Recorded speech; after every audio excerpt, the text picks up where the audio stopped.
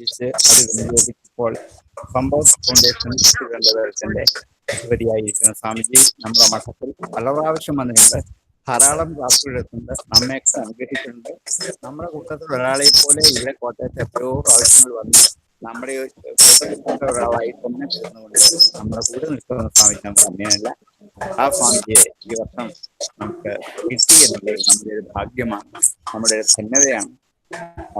കേരളമെമ്പാടും എന്നല്ല, ലോകമെമ്പാടും അറിയപ്പെടുന്ന ആ മഹാഗുരുവിൻ്റെ മുമ്പിൽ ഈ സഭയുടെ ശ്രേഷ്ഠമായ അഞ്ജലികൾ അർപ്പിച്ചുകൊണ്ട് വളരെ വിനയപൂർവ്വം ഭക്തിപരസ്പരം അദ്ദേഹത്തെ ഈ വേദിയിലേക്ക് ഞങ്ങൾ സ്വാഗതം ചെയ്യുന്നു. ഹരി ഓം.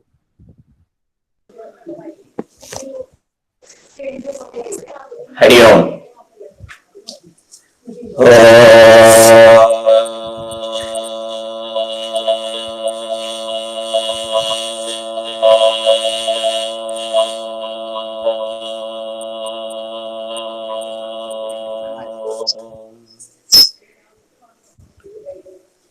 ഓം ബ്രഹ്മാനന്ദം പരമസുഖദം കേവലം ജ്ഞാനമൂർത്തിം ദ്വന്ദ്വാതീതം ഗഗനസം തത്വമസ്യാദിലക്ഷ്യം ഏകം നിത്യം വിമലമചലം സർവധി സാക്ഷിഭൂതം ഭാവാതീതം ത്രിഗുണരഹിതം സദ്ഗുരും തം നമാമി. ഓം സദാശിവസമാരംഭാം ശങ്കരാചാര്യമധ്യമാം അസ്മദാചാര്യപര്യന്താം വന്ദേ ഗുരുപരമ്പരാം. ശ്രുതിസ്മൃതിപുരാണാനാമാലയം കരുണാലയം നമാമി ഭഗവത്പാദം ശങ്കരം ലോകശങ്കരം.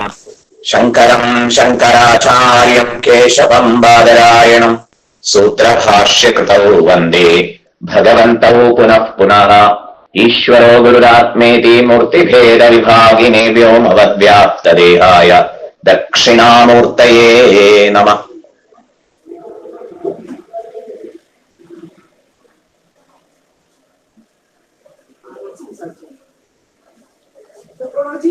ശ്രീ സൗമ്യ കാശീശ മഹേശ്വരായ തസ്മൈ നമഃ സ്വാമി തപോവനായ. ശ്രീ സൗമ്യ കാശീശ മഹേശ്വരായ തസ്മൈ നമഃ സ്വാമി തപോവനായ. ഹരി ഓം. സ്വാമിയാർ മഠത്തിൽ നടന്നു വരുന്ന നാരായണീയ സത്രം പരിപാടിയിൽ വന്ദേ ഗുരു പരമ്പര എന്ന ഒരു പരിപാടി കൂടി വളരെ സംക്ഷിപ്തമായ ഒരു തീരുമാനമായി സംഘാടകരെ ഈ വിഷയത്തിൽ ഹൃദയംഗമമായി അഭിനന്ദിക്കട്ടെ. സമ്പത്ത് ഫൗണ്ടേഷൻ ഏതാനും വർഷങ്ങൾക്ക് മുൻപ് ശ്രീമദ് ശങ്കര ഭഗവത്പാദരുടെ ജന്മദിന ആഘോഷം വന്ദേ ഗുരു പരമ്പരാം എന്ന പരിപാടിയോടുകൂടി ആഘോഷിക്കാൻ നിശ്ചയിക്കേണ്ടായി. കഴിഞ്ഞ വർഷങ്ങളിലൊക്കെ അത് വിവിധ ഗുരുക്കന്മാരെ, വിശേഷിച്ചും കേരളം സംഭാവന ചെയ്തിട്ടുള്ള ഗുരുക്കന്മാരെ അനുസ്മരിക്കുന്നതിന് വേണ്ടി ദിവസങ്ങളോളം നീണ്ടു നിൽക്കുന്ന പരിപാടികളായിട്ട് നിർവഹിതമായിട്ടുണ്ട്. ഈ ഒരു പരിപാടിയുടെ സമുദ്ഘാടനം നിർവഹിച്ചുകൊണ്ട് സംസാരിച്ചവരും അതുപോലെ ശ്രീനാരായണ ഗുരുദേവനെ അവതരിപ്പിച്ചുകൊണ്ട് സംസാരിച്ച സംപൂജ്യ ചിദാനന്ദപുരി മഹാരാജും ഈ ഒരു പരിപാടി വ്യാപകമായി നടക്കപ്പെടേണ്ടതുണ്ട് എന്ന് നിരീക്ഷിക്കേണ്ടായി. അങ്ങനെ ഒരു ഏറ്റെടുക്കൽ അത് വ്യാപകമാവുന്നതിൽ വളരെ സന്തോഷമുണ്ട്. തീർച്ചയായിട്ടും ആധ്യാത്മിക വിഷയകമായി അതാത് കാലത്ത് കേരളത്തിൽ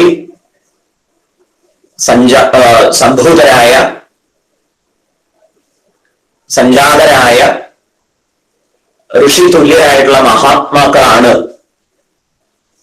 പ്രവർത്തനങ്ങൾ കൊണ്ട് കേരളത്തിന്റെ സാംസ്കാരികവും സാമൂഹികവും ഒക്കെ ആയിട്ടുള്ള നവോത്ഥാനത്തെ കാലാകാലങ്ങളിൽ നിർവഹിച്ചു വന്നിട്ടുള്ളത്. രാഷ്ട്രീയ പ്രബുദ്ധതയുടെ പേര് പലരും ഈ വിഷയത്തിൽ സൂചിപ്പിക്കാറുണ്ടെങ്കിലും നിഷ്പക്ഷമായി ചരിത്രം പഠിച്ചാൽ കേരളത്തിന്റെ മഹത്വത്തെ സ്പർദ്ധകളില്ലായ്മ, അതുപോലെ സാക്ഷരതയിൽ മുന്നിട്ട് നിൽക്കുക തുടങ്ങി അനവധി കാര്യങ്ങൾ എടുത്തു പറയാൻ സാധിക്കും. ഇതൊക്കെ സാധിതമാക്കിയത് ഇവിടെ കാലാകാലങ്ങളിൽ അവതീർണരായിട്ടുള്ള ഋഷി തുല്യരായിട്ടുള്ള മഹാത്മാക്കളാണ്. ശങ്കര ഭഗവത്പാദർ തൊട്ട് ഇങ്ങോട്ട് എങ്ങേയറ്റത്ത് ശ്രീനാരായണ ഗുരുദേവനും ശ്രീമദ് ചട്ടമ്പി സ്വാമികളും ഇന്നും പരിലസിക്കുന്ന പല ഗുരുജനങ്ങളും ഈ വിഷയത്തിൽ പ്രാതസ്മരണീയരാണ്. കൂട്ടത്തിൽ സമുജ്വലമായ സ്ഥാനം അലങ്കരിക്കുന്ന ശ്രീമദ് തപോവൻ മഹാരാജ് കേരളത്തിന്റെ സന്തതിയാണ്. 19-20 നൂറ്റാണ്ടുകളുടെ പുണ്യമാണ്. ഭാരത പുത്രനാണ്. ഭഗവത്ഗീത 7-ാം അധ്യായത്തിൽ ബഹൂനാം ജന്മനാം അന്തേ ജ്ഞാനവാൻ മാം പ്രപദ്യത്തെ വാസുദേവ സർവമിതി സ മഹാത്മാ സുദുർലഭ എന്ന ഉത്തമ ഭക്തന്റെ കാര്യത്തിൽ ഭഗവാൻ നടത്തിയിട്ടുള്ള നിരീക്ഷണം ശ്രദ്ധേയമാണ്. ബഹൂനാം ജന്മനാം അന്തേ, അനവധി ജന്മങ്ങളുടെ അവസാനം. ആചാര്യസ്വാമികൾ വ്യാഖ്യാനത്തിൽ ഒട്ടനവധി ജലത്തിൻ്റെതായ ജന്മങ്ങൾ എന്ന് വ്യാഖ്യാനിക്കുന്നുണ്ട്. അപ്രകാരം വിശകലനം ചെയ്ത് അറിയേണ്ടതാണ്. വിശദാംശത്തിലേക്ക് ഇപ്പൊ കടക്കുന്നില്ല. അനവധി ജന്മങ്ങളുടെ സംസ്കാരാർജനത്തിന്റെ ഒടുവിൽ ജ്ഞാനവാനായിട്ടുള്ള വ്യക്തി, ഭഗവാൻ നൽകിയിട്ടുള്ള വിശേഷണം വാസുദേവ സർവം ഇതി. കാണുന്നതും അനുഭവിക്കുന്നതും എല്ലാം വാസുദേവനാണ്, വാസുദേവമയം എന്ന് കാണാൻ കഴിയുക. വാസുദേവ ശബ്ദം കൊണ്ട് സ്വപ്രകാശ ജ്ഞാനസ്വരൂപം എന്ന് വ്യക്തമാക്കപ്പെടുന്നുണ്ട്. വൈവിധ്യങ്ങൾ കാണുമ്പോൾ അവയ്ക്ക് സാരസത്തയായി പരിലസിക്കുന്ന തത്വത്തെ തിരിച്ചറിയാനും അഭിനന്ദിക്കാനും ആദരിക്കാനും ആസ്വദിക്കാനും സാധിക്കുക. ഈ ഒരു ഭഗവൻ നിരീക്ഷണം ഉത്തമ ഭക്തനെ സംബന്ധിച്ച്, തനിക്ക് പ്രിയങ്കരനായ ഭക്തനെ സംബന്ധിച്ച്, ഇത്തരം ഒരു ഭക്തൻ അവൻ എന്നിൽ വസിക്കുന്നു, ഞാൻ അവനിൽ വസിക്കുന്നു, കുറച്ചുകൂടി ഭാവാത്മകമായ ഭാഷയിൽ ഭഗവാൻ പറയുകയാണ്, അങ്ങനെ ഒരു ഭക്തൻ എനിക്ക് ഒരിക്കലും നഷ്ടമാകുന്നില്ല, ആ ഭക്തന് ഞാനും നഷ്ടമാകില്ല. ഇങ്ങനെ ഒരു തന്മയീ ഭാവത്തെക്കുറിച്ച്, പാരസ്പര്യത്തെക്കുറിച്ച് ഭഗവാൻ ആവേശത്തോടെ അനുസ്മരിക്കുന്നുണ്ട്.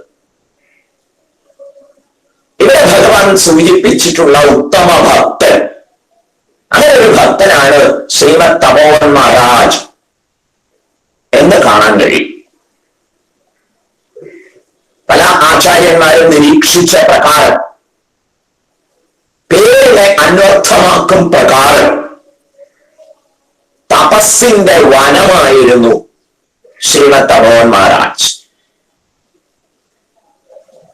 1889 മാർഗശീർഷ മാസത്തിലെ ശുക്ലപക്ഷ ഏകാദശി നാളിലാണ് ശ്രീമദ് തപോവൻ മഹാരാജ് ഭൂജാതനായത്. ഈ ഒരു നാളിന്റെ പ്രത്യേകത, മാർഗശീർഷ മാസത്തിലെ ശുക്ലപക്ഷ ഏകാദശി, ഈ നാളിന്റെ പ്രത്യേകത കുരുക്ഷേത്ര യുദ്ധഭൂമിയിൽ പരന്തവനായ പാർത്ഥൻ അറിവുണ്ട്, കഴിവുണ്ട്, കർമ്മകുശലതയുണ്ട്, ദുര്യോധനാദികളെ പോർക്കളത്തിൽ ഹനിക്കണം എന്ന ഉജ്ജ്വലമായ പ്രചോദനമുണ്ട്. ഇതൊക്കെ ഉണ്ടായിട്ട് പോലും പക്ഷേ യുദ്ധ സന്ദർഭം സമാഗതമായിരിക്കെ കയമയ സഹ യോദ്ധവ്യമസ്മിൻ രണസമുദ്യമേ,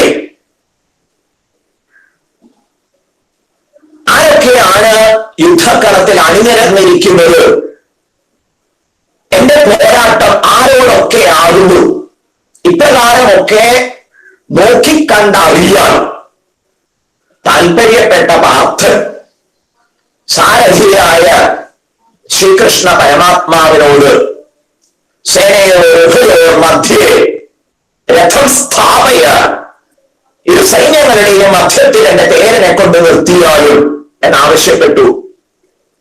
സാരഥി അപ്രകാരം ഭീഷ്മദ്രോണ പ്രമുഖത സർവേഷാം ച മഹീക്ഷിതാം ഉവാച പാർത്ഥവശ്യേതാൻ സമവേതാൻ കുരു ഇതി. പാർത്ഥസാരഥി സാക്ഷാൽ മാധവൻ രണ്ട് സൈന്യങ്ങളുടെയും മധ്യത്തിൽ ഭീഷ്മദ്രോണാദികളെ നന്നായി കാണും പ്രകാരം തേരിനെ കൊണ്ട് നിർത്തി, ഹേ പാർത്ഥ സമവേതാൻ കുരു പശ്യാൻ, അണിനിരന്നിരിക്കുന്ന കുരുജനങ്ങളെ കണ്ടാലും എന്ന് നിർദ്ദേശിക്കുന്നു. ഈ നിർദ്ദേശം സ്വീകരിച്ച് പരന്തവനായ പാർത്ഥൻ ഇരുപക്ഷത്തെയും നോക്കിക്കണ്ടപ്പോൾ പക്ഷേ ശത്രുക്കളായ ആരെയും കണ്ടില്ല. സമാരാധ്യരായ ഭീഷ്മദ്രോണാദികളെ, പിന്നെ എന്റേത് എന്ന് പരിഗണിക്കേണ്ട ബന്ധുജനത്തെ കണ്ടു. അതോടുകൂടി അറിവും കഴിവും കർമ്മകുശലതയും ആയോധന സാമർഥ്യവും ഒക്കെയുള്ള പരന്തവൻ ലോകൈക ധനുർധരൻ തേർത്തളത്തിൽ പരിതാപകരമാം വിധം പതിച്ചുപോയി. ഈ ഒരു കുമതിയെ ആത്മ അജ്ഞാനം കൊണ്ട് അഹം ഏഷാം മമ ഏതേ, ഇവരൊക്കെ എന്റേതാണ്, ഞാൻ ഇവരുടേതാണ് എന്ന മിഥ്യാഭിമാനം പുലർത്തുന്ന പാർത്ഥനെ ആത്മജ്ഞാനം പകർന്നു നൽകിക്കൊണ്ട് ശ്രീമദ് ഭാഗവതത്തിൽ ഭീഷ്മര് അപ്രകാരമാണ് ഭഗവാൻ നടത്തിയ ഇന്റർവെൻഷനെ ഭീഷ്മസ്തുതിയിൽ വർണ്ണിച്ചിട്ടുള്ളത്. അറിവില്ലായ്മയെ ഹനിക്കാൻ പാകത്തിൽ, ആത്മ അജ്ഞാനത്തെ ഹനിക്കാൻ പാകത്തിൽ ഭഗവാൻ നൽകിയ ഉപദേശം. മാർഗശീർഷ മാസത്തിലെ ശുക്ലപക്ഷ ഏകാദശി നാളിലാണ് ലോകോത്തരമായ ദാർശനിക ഗ്രന്ഥം ശ്രീമദ് ഭഗവത്ഗീത പിറന്നത്. തപോവൻ മഹാരാജ് ജനിച്ച അതേ സുദിനത്തിൽ തിരിച്ചാണല്ലോ പറയേണ്ടത്. ശ്രീമദ് ഭഗവത്ഗീത ഉപദേശം കുരുക്ഷേത്ര ധർമ്മ ഭൂമിയിൽ നടന്ന അതേ ദിവസമാണ് തപോവൻ മഹാരാജ് ജനിച്ചത്. ഇതൊരു നിയോഗമാണ് എന്ന് നിരീക്ഷിക്കുന്നത് ശ്രദ്ധാലുക്കളെ സംബന്ധിച്ചിടത്തോളം ആദർശാധിഷ്ഠിതമായ ആവേശം നൽകുന്ന കാര്യമായിരിക്കും. ആദർശാധിഷ്ഠിത ആവേശം എന്ന് വിശേഷിപ്പിക്കാൻ കാരണം സാമാന്യമായ ആവേശങ്ങൾ മാതൃകാപരമല്ല, ആദരണീയമല്ല, ഡിസയറബിൾ അല്ല. സാമാന്യമായിട്ടുള്ള ആവേശങ്ങളൊക്കെ പാല് തിളച്ച് തൂവുന്നത് പോലെ വേണ്ട ഉപകാരം ചെയ്യാതെ അസ്തമിച്ചു പോകും. ശ്രദ്ധാലുക്കൾക്ക് ശ്രേയസിന്റെ പാതയിൽ ഉത്സാഹമുള്ളവരെ സംബന്ധിച്ചിടത്തോളം ശ്രീമദ് തപോവൻ മഹാരാജ് ഭൂജാതനായ സുദിനം അത് പാർത്ഥസാരഥിയുടെ ഉപദേശം സംഭവിച്ച അതേ ദിനമാണ്. ഈ വിഷയം ആദർശാധിഷ്ഠിതമായ ആവേശത്തിന് കാരണമാവും.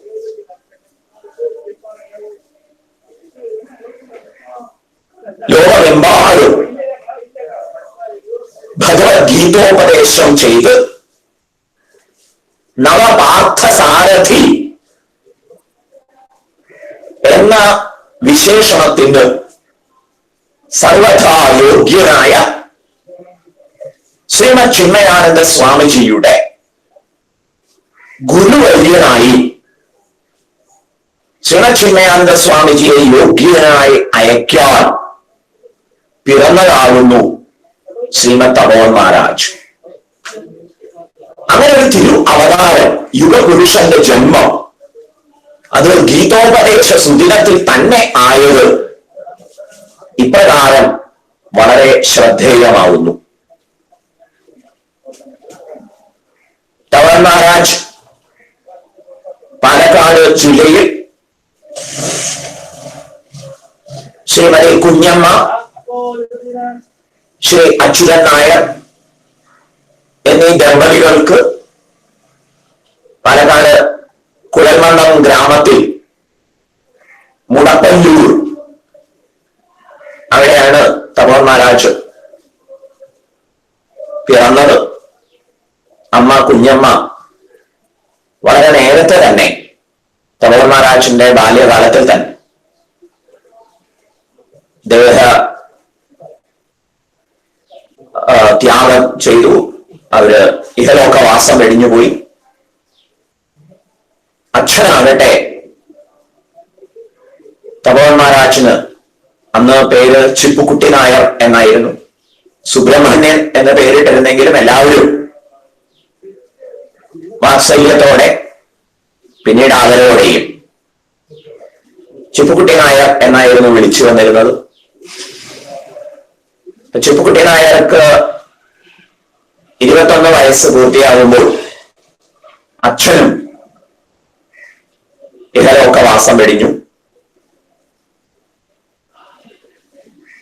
തപോവൻ മഹാരാജിന്റെ ജാതകം പരിശോധിച്ചാൽ അച്ഛനും മറ്റും അത്ഭുതപ്പെടേണ്ടായി. ഒരേ സമയം 2 യോഗം. അത്യന്തം പ്രശസ്തി ആർജിക്കുമെന്നും ധനാഢ്യനായി വിരാജിക്കുമെന്നും അങ്ങേയറ്റത്തെ ദാരിദ്ര്യം അനുഭവിക്കുമെന്നും. വാസ്തവത്തിൽ ഈ പ്രകാരമുള്ള ജാതകാവസ്ഥ അത് പരിവ്രാജനത്തിലാണ്, പരിവ്രാജന യോഗം ഉണ്ടാകുമ്പോഴാണ് സംഭവിക്കുക. തപോവൻ മഹാരാജ് പഠനത്തിൽ വളരെ മിടുക്കനായിരുന്നു. ചിപ്പുക്കുട്ടി നായർ പഠനത്തിൽ വളരെ മിടുക്കനായിരുന്നു. പക്ഷേ ഫോർമലായിട്ടുള്ള ഔപചാരികമായ വിദ്യാഭ്യാസ സമ്പ്രദായം അത് തനിക്ക് തന്റെ ജീവിത ലക്ഷ്യപ്രാപ്തിയിൽ വേണ്ടത്ര ഉപകാരം ചെയ്യില്ല എന്ന് അദ്ദേഹം തിരിച്ചറിഞ്ഞു. ലക്ഷ്യപ്രാപ്തിയെ സംബന്ധിച്ച് പറയുമ്പോൾ വൈരാഗ്യം എന്ന സവിശേഷ അനുഗ്രഹം ശ്രേയസിന്റെ പാതയിൽ ചലിക്കുന്നവരെ സംബന്ധിച്ചിടത്തോളം നചികേതസിനെ പോലെ, ധ്രുവകുമാരനെ പോലെ, പ്രഹ്ലാദ ബാലകനെ പോലെയൊക്കെ വളരെ ചെറുപ്പത്തിൽ തന്നെ ചിപ്പുകുട്ടി നായരെ വൈരാഗ്യം അനുഗ്രഹിച്ചിരുന്നു. യമമഹാരാജാവിന്റെ മുന്നിൽ ചെന്ന് നിൽക്കുന്ന നചികേതസ്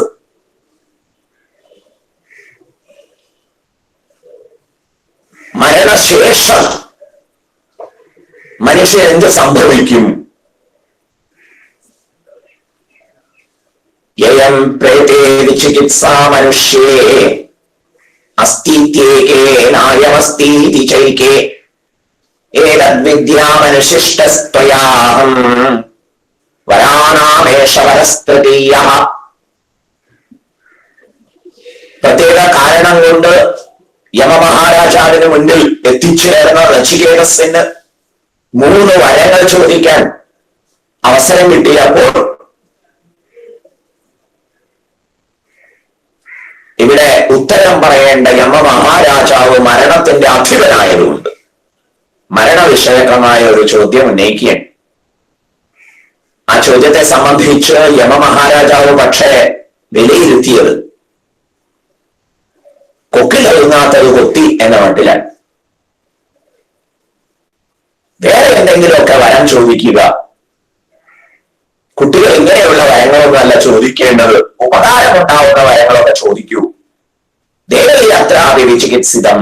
ഈ വിഷയത്തിൽ ദേവന്മാർക്ക് പോലും സംശയം നീങ്ങിയിട്ടില്ല, അത്രയും ദുർലഭമാണ് ഈ വിദ്യ.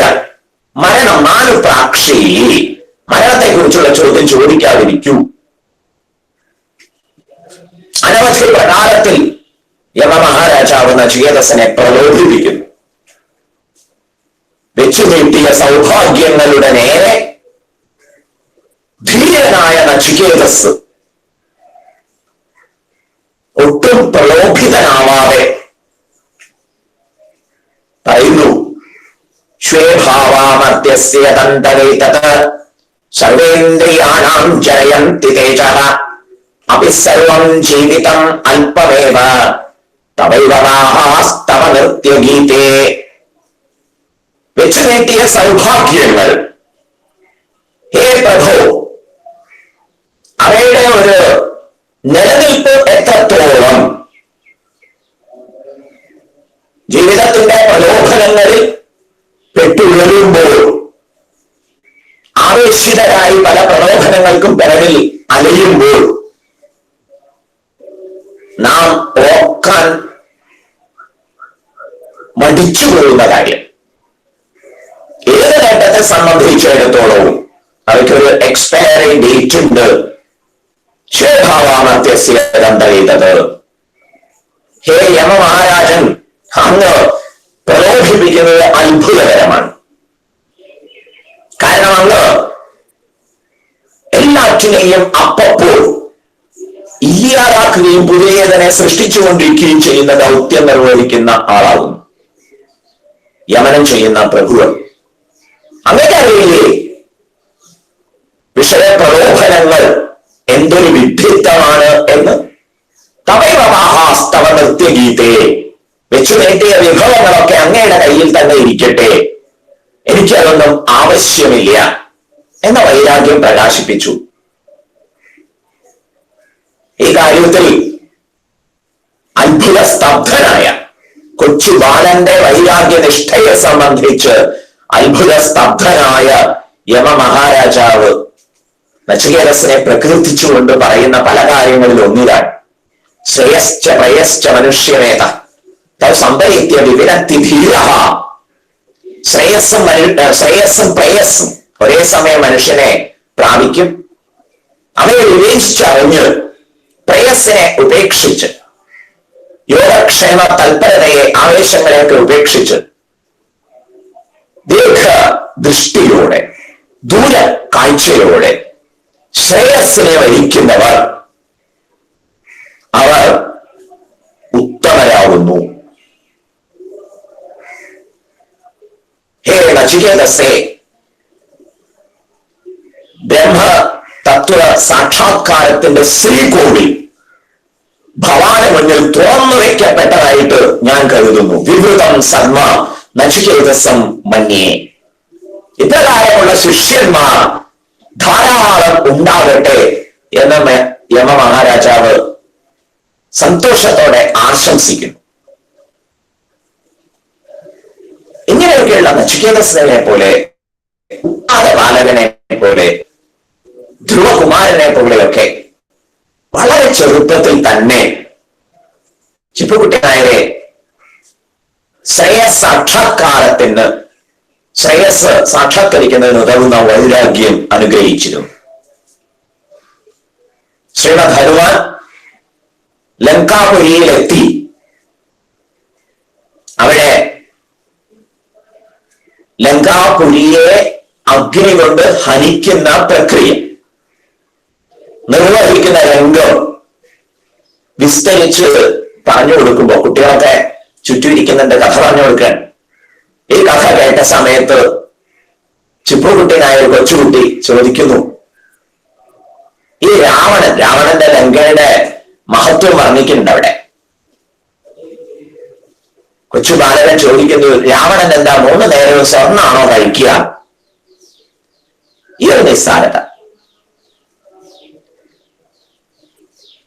ഇപ്രകാരം ജന്മജന്മാന്തര സുഹൃതം കൊണ്ട് അനുഗ്രഹീതമായ വൈരാഗ്യത്താൽ സമ്പന്നനായ ധീരനായ ചിപ്പുകുട്ടി നായർ സ്കൂളിൽ പോക്ക് നിർത്തി എന്ന് പ്രഖ്യാപിച്ചപ്പോൾ അച്യുതൻ നായർ തീർച്ചയായിട്ടും വ്യാകുലപ്പെട്ടു.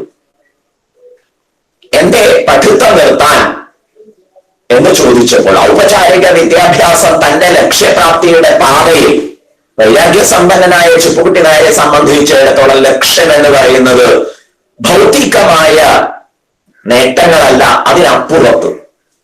അത് നേടുന്നതിന് ഈ ഔപചാരിക വിദ്യാഭ്യാസം എന്ത് സഹായമാണ് ചെയ്യുക? അതുകൊണ്ട് വിദ്യാലയത്തിലേക്കുള്ള പോക്ക് ഒഴിവാക്കി. അച്ഛൻ വ്യാകുലതയോടെ ചോദിച്ചു, പഠിത്തം നിർത്തിയോ? സുസ്പഷ്ടമായ ഭാഷയിൽ മകൻ പറഞ്ഞു, സ്കൂളിൽ പോകുന്നതേ നിർത്തിയിട്ടുള്ളൂ, പഠിത്തം നിർത്തിയിട്ടില്ല അച്ഛാ. തെളിയിച്ചു. മലയാളം, തമിഴ്, സംസ്കൃതം, വിശേഷിച്ചു ഇംഗ്ലീഷ്, ഈ ഭാഷകളിലൊക്കെ നല്ല പ്രാവീണ്യം നേടിയെടുത്തു.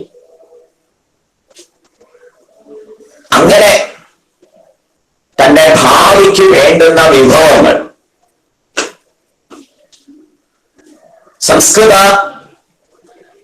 പഠന വിഷയത്തിൽ സഹായിക്കുന്ന ആചാര്യൻ, അദ്ദേഹവുമായിട്ട് ശ്രീ അച്യുതൻ നായർ സംവാദത്തിൽ ഏർപ്പെട്ടു. ദർശനശാസ്ത്രങ്ങളൊക്കെ പഠിക്കാൻ ഉണ്ണി ബഹു താല്പര്യം കാണിക്കണു എന്ന് പറഞ്ഞ സമയത്ത് അതുകൊണ്ട് അവന് എന്താ ഗുണം ഉണ്ടാവുക എന്ന് അച്ഛൻ അന്വേഷിച്ചു. അധ്യാപകൻ മറച്ചു വെച്ചില്ല. ആചാര്യൻ പറഞ്ഞു, ഇതൊക്കെ പഠിച്ചാൽ വേദാന്ത വിഷയകമായിട്ടൊക്കെ ഉത്സാഹം ഉണ്ടായി കഴിഞ്ഞാൽ ശ്രേയസ്കരമായ സന്യാസ ജീവിതമൊക്കെ നയിക്കാൻ സാധിക്കും. ഒരക്ഷരം സാമാന്യേന ഇത്തരം കാര്യങ്ങൾ അഭിനന്ദിക്കില്ലല്ലോ. ഏറെക്കാലം ശ്രീ അച്യുതൻ നായർ ജീവിച്ചിരിപ്പുണ്ടായില്ല. ചിപ്പുകുട്ടി നായർക്ക് 21ാമത്തെ വയസ്സായപ്പോ അച്ഛൻ കാലപുരി പോകി. ആ സമയത്ത് ചിപ്പുകുട്ടി നായർ പിതൃവിയോഗ ദുഃഖം പ്രകാശിപ്പിച്ചത് വിഷ്ണു യമകം എന്ന കൃതി രചിച്ചുകൊണ്ടാണ്. അതുകൊണ്ട് 18ാമത്തെ വയസ്സിൽ വിഭാകരം എന്ന ഒരു മഹത്തായ കൃതി രചിക്കുകയുണ്ടായി. ആ കാലത്തെ പണ്ഡിത വര്യന്മാരൊക്കെ ഈ സംസ്കൃത കൃതിയെ സംബന്ധിച്ച് വളരെ അഭിനന്ദനങ്ങൾ ചൊരിഞ്ഞിട്ടുണ്ടായി. തുടർന്ന് 21ാമത്തെ വയസ്സിൽ അച്ഛനുള്ള ഒരു ആദരാഞ്ജലിയായി വിഷ്ണു യമകവും രചിക്കുകയുണ്ടായി.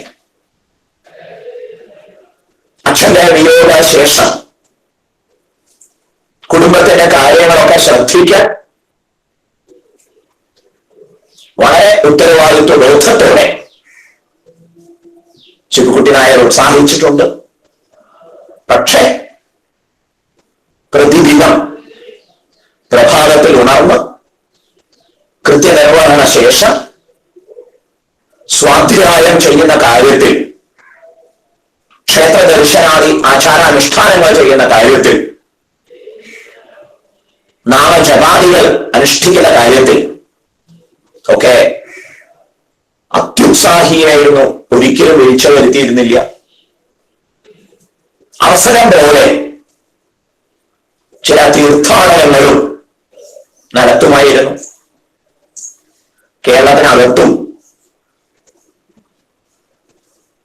ചില സമയങ്ങളിൽ കേരളത്തിൽ പുറത്തേക്കും, മധുര, വൃന്ദാവൻ, പ്രയാഗരാജ്, അയോധ്യ ഇങ്ങനെയുള്ള ഇടത്തൊക്കെ തീർത്ഥാടനത്തിനും പോകുമായിരുന്നു. അനവധി മഹാത്മാക്കളുമായിട്ടും സത്സംഗത്തിൽ ഏർപ്പെടുമായിരുന്നു. ചിപ്പുകുട്ടി നായരുടെ പ്രാവീണ്യം ഭാഷാപരമായി, സാഹിത്യപരമായി ഒക്കെ അദ്ദേഹത്തിനുണ്ടായിരുന്ന ഉൾക്കാഴ്ചയും ആഴവും ആ കാലത്ത് പ്രഗത്ഭമണികളൊക്കെ ഏറെ അഭിനന്ദിച്ചിട്ടുണ്ട്. 1915 ഗോപാലകൃഷ്ണ ഗോഖലെ അദ്ദേഹത്തിന്റെ സ്മരണാർത്ഥം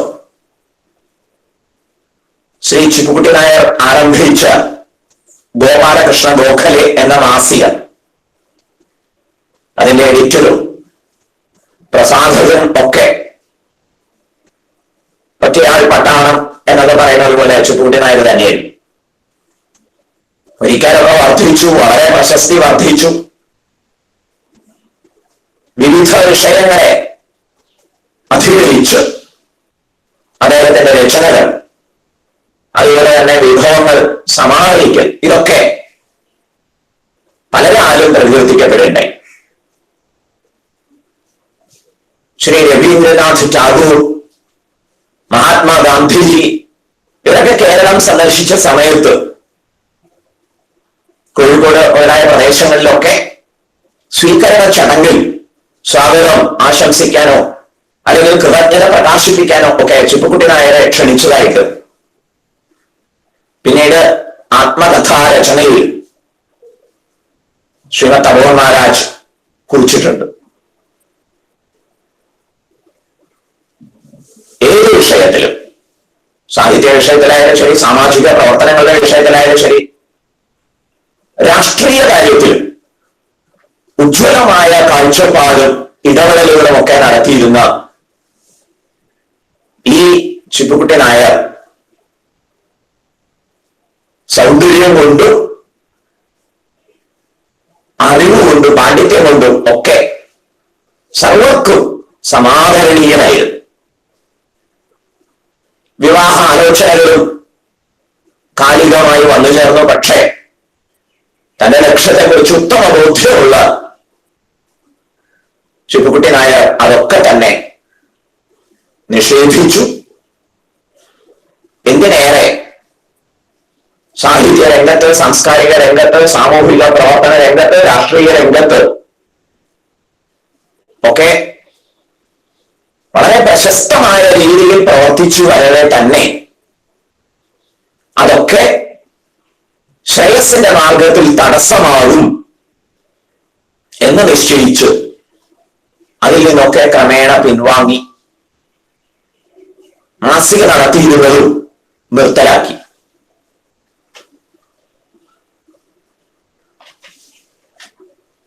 മുപ്പത്തിരണ്ടാമത്തെ വയസ്സാവുമ്പോഴേക്കും സഹോദരൻ ശ്രീ ശങ്കരൻ അദ്ദേഹം അഭിഭാഷക വൃത്തിയിൽ പ്രതിഷ്ഠിതനായി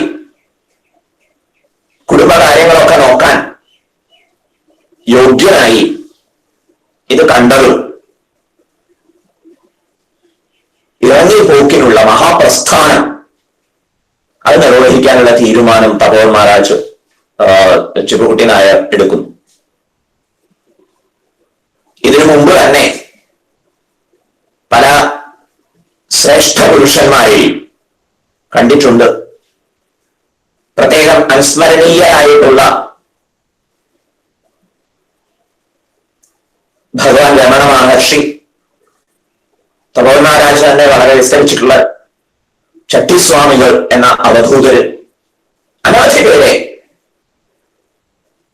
തീർത്ഥാടനമായിട്ടും മറ്റു പ്രകാരത്തിലുമൊക്കെ കണ്ടുമുട്ടി സത്സംഗങ്ങളിലൊക്കെ ഏർപ്പെട്ടിട്ടുണ്ട്. ദ്വാരക ശാരദാ പീഠത്തിലെ ശങ്കരാചാര്യർ ഭവനഗറിൽ വന്ന് താമസിക്കുന്ന കാലത്ത് അവിടെ ചെന്ന് പല കാര്യങ്ങളും അധ്യയനം ചെയ്തിട്ടുണ്ട്. 32ാമത്തെ വയസ്സിൽ ഗോകുലാഷ്ടമി നാളിലാണ് ചിപ്പുകുട്ടി നായർ സഹോദരനോട് യാത്രാമൊഴി ചൊല്ലി വീട്ടിൽ നിന്ന് എന്നേക്കുമായി ഇറങ്ങി പോകുന്നത്. ഇതിനു മുമ്പ് തീർത്ഥാടനങ്ങൾക്കായിട്ട് പലപ്പോഴും പോകാറുണ്ട്, സഹോദരൻ അണിയാത്ര ചെയ്യാറുണ്ട്. പക്ഷെ അപ്പോഴൊന്നും തോന്നാത്ത ഒരു പ്രത്യേക വികാരം ശങ്കരന് തോന്നിയെന്നാണ് റെയിൽവേ സ്റ്റേഷനിൽ യാത്രയാക്കുന്ന സമയത്ത് ചിപ്പുകുട്ടി നായർ ട്രെയിനിൽ കയറിയിരിക്കുന്നു. സഹോദരൻ സ്റ്റേഷനിൽ നിന്ന് യാത്ര പറയുന്ന സമയത്ത് വേഗം വരൂ, പതിവ് പോലെ ആശംസിച്ചു.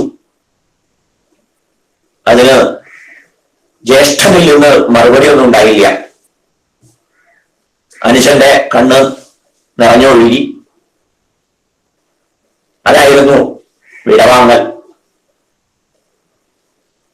അവിടുന്ന് നേരെ പോയത് മാംഗ്ലൂരിലുള്ള മംഗലാപുരത്തുള്ള ശ്രീരാമകൃഷ്ണ മഠത്തിലേക്കാണ്. അവിടെ ഏതാനും ദിവസം ചെലവഴിച്ച ശേഷം തുംഗഭദ്ര നദിയിൽ കുളിച്ച് ഹരിഹരേശ്വര ക്ഷേത്രത്തിൽ ഭജനമിരുന്നു. അവിടെ നിന്നും നാസിക്കിലേക്ക് തിരിച്ചു. പഞ്ചവടിയില് ഗോദാവരിയിൽ സ്നാനം ചെയ്തു. അവിടെ വെച്ച് പരമഹംസ തുല്യനായിട്ടുള്ള ഒരു മഹാത്മാവിനെ, ഹൃദയാനന്ദ സ്വാമിജിയെ സന്ദർശിച്ചു. അവിടുത്തെ സൗധത്തിൽ നിന്നാണ് മാണ്ഡൂക്യ കാരിക, അതുപോലെ യോഗ ദർശനം ഇതൊക്കെ അധ്യയനം ചെയ്തത്. സ്വാമികളോട് സന്യാസത്തെ സംബന്ധിച്ച താല്പര്യത്തെ പറഞ്ഞ സമയത്ത് തീർച്ചയായിട്ടും അങ്ങ് സന്യാസ സ്വീകരണത്തിന് യോഗ്യനാണ്, ആരും പ്രത്യേകിച്ച് അത് തരേണ്ട കാര്യമില്ല, ജ്ഞാനപ്രഭുവായ സൂര്യഭഗവാനിൽ നിന്ന് സന്യാസത്തെ ഏറ്റുവാങ്ങിയാൽ മതി. Bless your self. ഈ വാക്യങ്ങളുടെ ഗൗരവം നന്നായി മനസ്സിലായിട്ടുള്ള ചിപ്പുകുട്ടി നായർ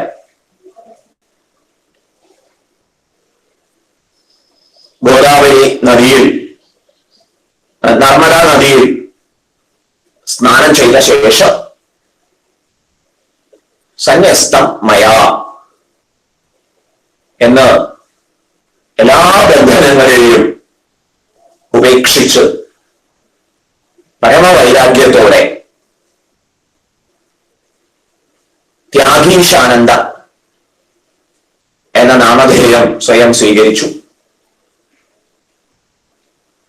അവിടുന്ന് അദ്ദേഹം പ്രയാഗ്രാജ് സന്ദർശിച്ച് തുടർന്ന് ഹിമാലയത്തിലേക്ക് യാത്ര ചെയ്തു. കൈലാസാശ്രമത്തിലെ ജനാർദ്ദന ഗിരി സ്വാമികളുമായിട്ടും സത്സംഗം നടത്തി അറിവ് നേടി. ഋഷികേശിൽ ബ്രഹ്മാനന്ദ ആശ്രമത്തിൽ ഒരു സൗകര്യമില്ലാത്ത ഒരു കൊച്ചുകുടില് അവിടെ ഏറെക്കാലം തപസ്സനുഷ്ഠിച്ച് വാണു. തപോവൻ മഹാരാജിന്റെ പിന്നീട് തപോവൻ മഹാരാജ് തപോവന സ്വാമികൾ എന്ന സന്യാസ നാമധേയം സ്വീകരിച്ചു. ആദരവോടുകൂടി തപോവൻ മഹാരാജ് എന്ന് നമ്മളൊക്കെ വിശേഷിപ്പിക്കും. യാത്രവശാൽ സാമ്രാട്ടായി, പ്രശസ്തനായി, അത്യന്തം ദരിദ്രനുമായി. അനാരോഗ്യ പ്രശ്നങ്ങൾ പലതും നേരിട്ടിട്ടുണ്ട്. ഭിക്ഷാടന കുശലത കുറവായിരുന്നത്രേ. മറ്റുള്ളവരാണ് ആഹാരം കഴിപ്പിക്കുന്ന കാര്യത്തിലൊക്കെ ഉത്സാഹം കാണിക്കുക. കയ്യിൽ കാശൊന്നുമില്ല, അതുകൊണ്ട് സഞ്ചാരത്തിലൊക്കെ ബുദ്ധിമുട്ട് പലരും അനുഭവിച്ചതായിട്ടൊക്കെ ചിത്രീകരിച്ചിട്ടുണ്ട്. തപോവൻ മഹാരാജനെ സംബന്ധിച്ച് പ്രധാനമായ 2 ആവേശങ്ങൾ ഇന്നത്തെ ഒരു യുവജനത്തിന്റെ ഭാഷ ഉദ്ധരിച്ച് പറയുകയാണെങ്കിൽ ഹോബീസ്. ഒന്ന് ഹിമാലയ പര്യടനം, 2 ഗംഗാനദി ആ പ്രവാഹത്തെ നോക്കിയിരിക്കുക. തപോവൻ മഹാരാജിന്റെ പിതൃസ്ഥാനീയനായിട്ട് തപോവൻ മഹാരാജ് കണ്ടത് ഹിമാലയത്തെയും മാതൃസ്ഥാനീയായിട്ട് ഗംഗാമാതാവിനെയും കണ്ടു. അങ്ങനെ ഒരു നിരീക്ഷണമുണ്ട്. വേണ്ടത്ര തണുപ്പ് അകറ്റുന്നതിനുള്ള വസ്ത്ര സംവിധാനങ്ങളാകട്ടെ പലപ്പോഴും കാലിലൊരു ചെരുപ്പ് പോലും അണിയാവട്ടെ ഉണ്ടാവാറില്ല. നഗ്നഭാവനായും വേണ്ടത്ര കമ്പിളി വസ്ത്രങ്ങൾ ഇല്ലാതെയും ഒക്കെ എത്ര വട്ടമാണ് ഹിമാലയങ്ങളിൽ പര്യടനം നടത്തിയിട്ടുള്ളത്. 1925-ലും 1930-ലുമായിട്ടാണ് കൈലാസ യാത്ര നടത്തിയത്. ആദ്യത്തെ യാത്രയിൽ 25-ല് നടത്തിയ യാത്രയിൽ കൈലാസ പരിക്രമം പൂർത്തിയാക്കാൻ സാധിക്കാതെ വിധം പനിയും മറ്റും പിടിച്ച് ബുദ്ധിമുട്ടിലായി തിരിച്ചു പോരേണ്ടി വന്നു.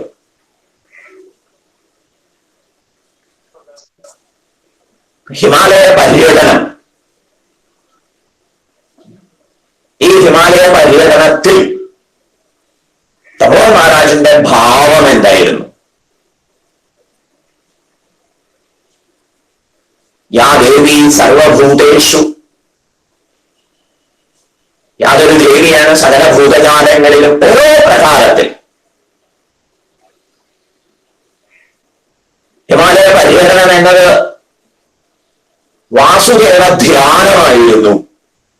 അല്ലെങ്കിൽ സർവവ്യാപിയായ ജഗദംബയുടെ സാന്നിധ്യത്തെ അനുഭവിച്ചറിയലായിരുന്നു തപോവൻ മഹാരാജനെ സംബന്ധിച്ചിടത്തോളം.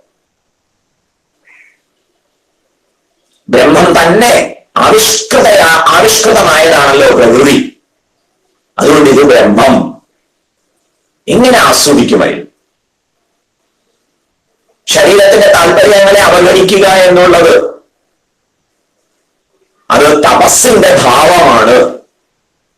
നിസ്സാരങ്ങളായിട്ടുള്ള ശരീരത്തിന്റെ താല്പര്യങ്ങൾക്ക് കൂട്ടുനിൽക്കലല്ലോ ജീവിതത്തിൽ ലക്ഷ്യമാക്കേണ്ടത് എന്നാവർത്തിക്കും. ഏറെക്കാലം ഋഷികേശിൽ കഴിഞ്ഞ ശേഷം പിന്നീട് ഒരു യാത്ര ഉത്തരകാശിയിലേക്ക് പോയി. ആ കാലത്ത് ടെഹറി മഹാരാജ്, ടെഹറി ആ ഒരു പ്രവിശ്യയുടെ അധിപനായ രാജാവ് ഇങ്ങനെ ഒരു പണ്ഡിത വരേണ്യൻ, സമാരാധ്യനാണ്, ആദരവോടെ അദ്ദേഹത്തിന് നല്ലൊരു ആശ്രമം പണിതു കൊടുക്കാം എന്ന് വാഗ്ദാനം ചെയ്തു. സ്വീകരിക്കാൻ തവളൻ മഹാരാജ് തയ്യാറായില്ല. ചെറിയൊരു കുടിയ, തപോവൻ കുടിയ. ചിന്മയ മിഷൻ ഉത്തരകാശിയിലുള്ള തപോവൻ കുടിയെയും അതുപോലെ ഗംഗോത്രിയിൽ തപോവൻ മഹാരാജ് ചെന്നാൽ താമസിക്കാറുള്ള ഇടവും പരിരക്ഷിച്ചു പോരുന്നുണ്ട്.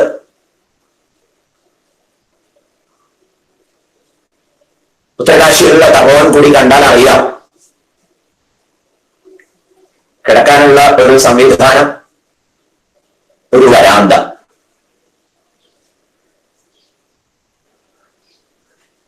ഹിമാലയ പര്യടനം കഴിഞ്ഞുള്ള വേളകൾ സ്വാധ്യായവുമായിട്ട് കഴിയുമ്പോൾ ഈ വരാന്തയിൽ ഇരുന്ന് ഗംഗാമാതാവിനെ നോക്കിയിരിക്കും. മറ്റുള്ളവർക്ക് മാതൃകാപരമായ സാധനാ നിർദ്ദേശം ഇതിങ്ങനെ നൽകുമായിരുന്നു. ഗംഗയെ നോക്കിയിരിക്കുക. തപോവൻ മഹാരാജിന്റെ ഹിമാലയ പ്രേമത്തെ ആദരവോടെ പരിഗണിച്ച് അക്കാലത്തെ പ്രഗത്ഭരായിട്ടുള്ള പണ്ഡിത വരേണ്യന്മാർ ഹിമവത് വിഭൂതി, ഹിമവാന്റെ വൺ ഓഫ് ദി ഗ്ലോറീസ് ആണ് തപോവൻ മഹാരാജ് എന്ന് വിശേഷിപ്പിച്ചിട്ടുണ്ട്. ഹിമവത് വിഭൂതി ശ്രീമദ് തപോവൻ മഹാരാജ്. ഇന്നും ഹിമാലയ പ്രാന്തപ്രദേശങ്ങളിലൊക്കെയുള്ള മഹാത്മാക്കൾ, സന്ത മഹാത്മാക്കൾ തപോവൻ മഹാരാജിന്റെ നാമധേയം കേൾക്കുമ്പോൾ ഇരിപ്പിടത്തിൽ നിന്ന് എഴുന്നേറ്റ് ആദരവ് പ്രകാശിപ്പിക്കും. ഉത്തരകാശിയിലെ പ്രസിദ്ധമായ ക്ഷേത്രമാണ് സൗമ്യകാശീശ ക്ഷേത്രം. അവിടെ എത്തിച്ചേർന്ന തപോവൻ മഹാരാജിന് വല്ലാത്തൊരു നിർവൃതി അനുഭവപ്പെട്ടു എന്നാണ്. 10 ഉപനിഷത്തുകളെയും സംഗ്രഹിച്ച് ശ്രീ സൗമ്യകാശീശ സ്തോത്രം തപോവൻ മഹാരാജ് രചിച്ചിട്ടുണ്ട്.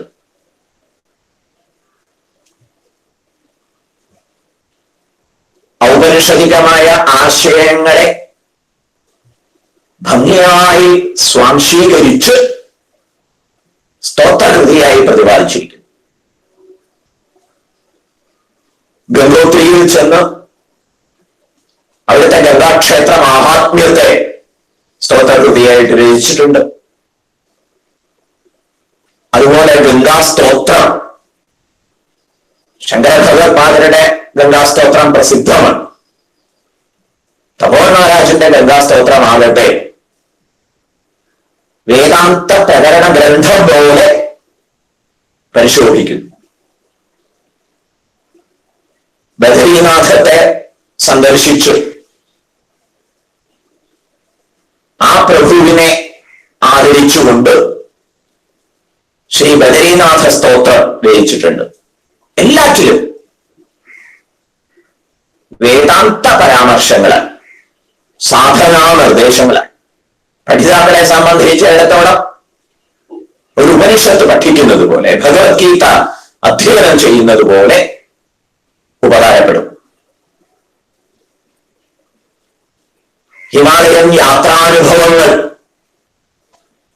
തപോവൻ മഹാരാജ് ഹിമഗിരി വിഹാരം എന്ന പേരിൽ എഴുതി പ്രസിദ്ധീകരിച്ചിട്ടുണ്ട്. ഗ്രന്ഥത്തിലുടനീളം സാധകർക്ക് മാർഗദർശനമുണ്ട്. തത്വചിന്താപരമായ പ്രതിപാദ്യങ്ങൾ. മലയാളത്തിലാണ് രചന. ഹൃദ്യമായ സാഹിത്യം. പ്രശസ്ത കവി ശ്രീ വിഷ്ണുനാരായണ നമ്പൂതിരിപ്പാട് അദ്ദേഹം ഹിമഗിരി വിഹാരത്തെ കുറിച്ച് നടത്തിയിട്ടുള്ള പരാമർശം ശ്രദ്ധേയമാണ്. അദ്ദേഹം നല്ലൊരു ഹിമാലയ പ്രേമിയും കൂടിയാണ്. ഹിമഗിരി വിഹാരം ഒരു സദ്ഗ്രന്ഥം പോലെ പാരായണം ചെയ്യും. ശ്രദ്ധേയമായി തോന്നുന്ന ആശയങ്ങളുടെ ഒക്കെ അടിയിൽ വരയിടും. കൃഷ്ണനാരായണ നമ്പൂതിരി സാറ് പറഞ്ഞ് തന്നെ കേട്ട പാഠമാണ്. ഇന്ന് എന്റെ ഹിമഗിരി വിഹാരം എന്ന പുസ്തകത്തിൽ അടിയിൽ വരയിടാത്ത ഒരൊറ്റ വരിയുമില്ല എന്ന്. കാര്യം ഇതാണ്, എഴുത്തിന്റെ പിറവിലെ തപസ്സും അനുകമ്പയും സാധകരെ മാർഗദർശനം നൽകി അനുഗ്രഹിക്കുക എന്ന കാരുണ്യവും അത് വായനക്കാർക്ക് ഉപകാരപ്പെടാതിരിക്കില്ല, ബോധ്യപ്പെടാതെ ഇരിക്കില്ല. കൈലാസ ദർശനത്തിനുള്ള യാത്ര അത്യന്തം ക്ലിഷ്ടമായിരുന്നു. ഈ അടുത്ത കാലത്താണ് ഗതാഗത സൗകര്യങ്ങൾ സാമാന്യം ഇപ്പൊ പറയാൻ വളരെ സൗകര്യമായിരിക്കും. വർഷങ്ങൾക്ക് മുൻപ് തപോവൻ മഹാരാജിന്റെ കാലത്ത് ഒരു യാത്രാ സൗകര്യമില്ലാത്ത സമയത്ത് നടന്ന് തിബറ്റ് വഴി നേപ്പാളത്തിൽ ചെന്ന് അവിടെ നിന്ന് തിബറ്റ് വഴി കൈലാസ സന്ദർശനം നടത്തി. മാനസ സരോവര തീരത്തൊക്കെ എത്തിയിട്ട് ജഗദംബ പ്രഭാവത്തെ തന്നെ വർണ്ണിക്കുന്നുണ്ട് കൈലാസ യാത്ര എന്ന രചനയിൽ. ഒട്ടനവധി രാമമാരുമായിട്ടൊക്കെ സത്സംഗത്തില്, ബൗദ്ധ സന്യാസിമാരുമായിട്ടൊക്കെ ഉള്ള സത്സംഗത്തിൽ ഏർപ്പെട്ട കാര്യമൊക്കെ വിസ്തരിക്കുന്നുണ്ട്. ഇങ്ങനെ കൈലാസ യാത്രാനുഭവവും ഹിമഗിരി വിഹാരാനുഭവങ്ങളും ഒക്കെ കൈരളിക്ക്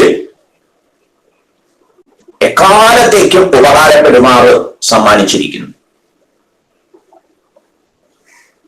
സ്വന്തം ആത്മകഥ വീണ്ടും പഠിതാക്കൾക്ക് ശ്രേയോമാർഗത്തിൽ മാർഗദർശകമാവണം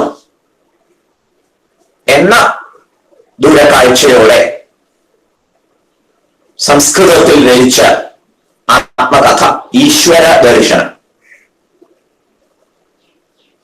പൂജ്യ മൃണാനന്ദ സ്വാമിജി മലയാളത്തിലും പൂജ്യ ഗുരുദേവ ചിന്മയാനന്ദ സ്വാമിജി ഇംഗ്ലീഷിലും ഈശ്വര ദർശനം പരിഭാഷപ്പെടുത്തിയത് സംസ്കൃത ഭാഷ പ്രയാസമായി തോന്നുന്നവർക്കൊക്കെ ഉപകാരമായി. ചിപ്പുക്കുട്ടി നായരുടെ തപോവൻ മഹാരാജിലേക്കുള്ള പരിണതിയും പ്രയാണവും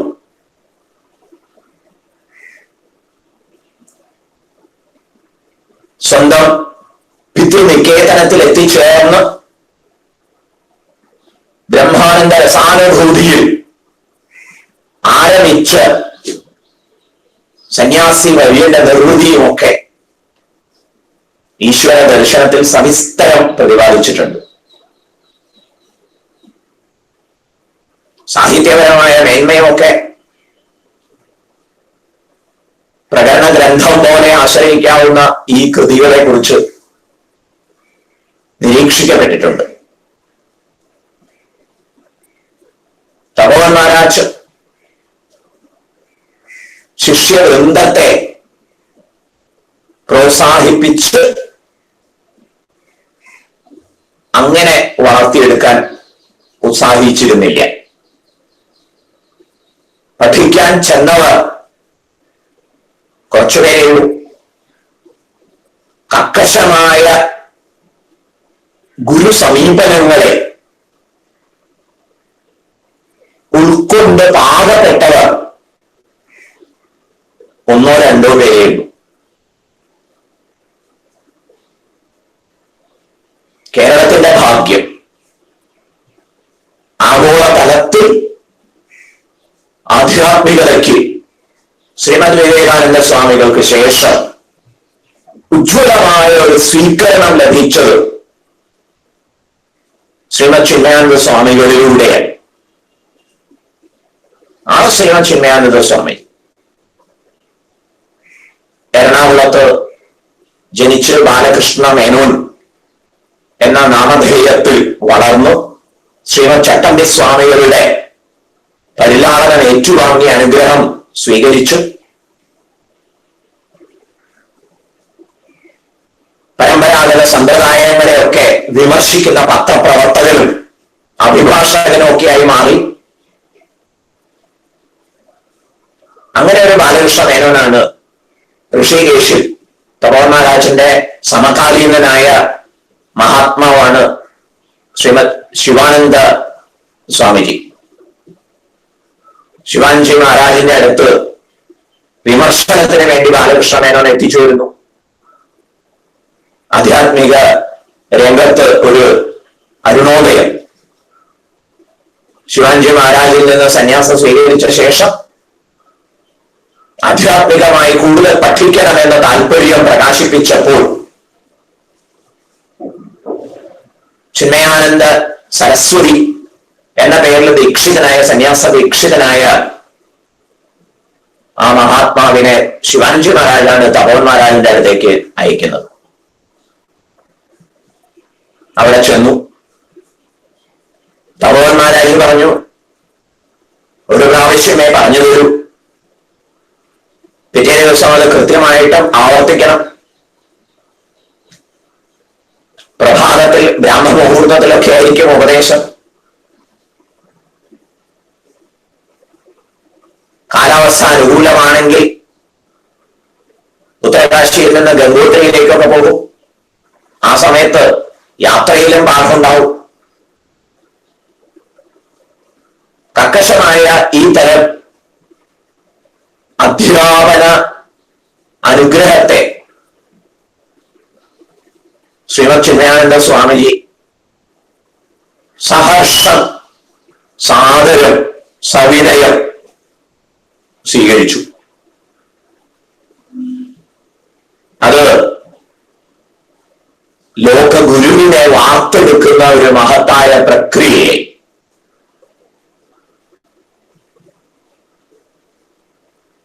ഗുരു മഹാരാജിനോടൊപ്പം ഹിമാലയ പര്യടനം നടത്തുന്ന സമയത്ത് ശ്രീമദ് ചിന്മയാനന്ദ സ്വാമിജി തന്നെ വ്യക്തമാക്കിയിട്ടുണ്ട്. തപോവൻ മഹാരാജിന്റെ പ്രകൃതി ആരാധന, ആസ്വാദനം സർവത്ര വാസുദേവ സർവവിധി, വാസുദേവ ദർശനം, ജഗദംബാ ദർശനം പ്രത്യേകതയെ കുറിച്ച് ചിന്മയാനന്ദ സ്വാമിജി പറയും. നടന്നു പോകുന്ന സമയത്ത് രാമകൃഷ്ണ പരമഹംസരുടെ ഒക്കെ കാര്യത്തിൽ എന്ന പോലെ എന്തോ കണ്ട് അങ്ങനെ സ്തബ്ധനായി നിന്നുപോകും. മേഘവിന്യാസങ്ങളെ കുറിച്ച് ലുക ചിന്മയ എന്നിങ്ങനെ ചൂണ്ടിക്കാണിക്കട്ടെ. പലപ്പോഴും ആ ഒരു ഭാവന മഹാത്മ്യം ഉൾക്കൊള്ളാൻ ഗുരുദേവ് ചിന്മയാനന്ദ സ്വാമിജിക്ക് പ്രയാസമായിരുന്നു.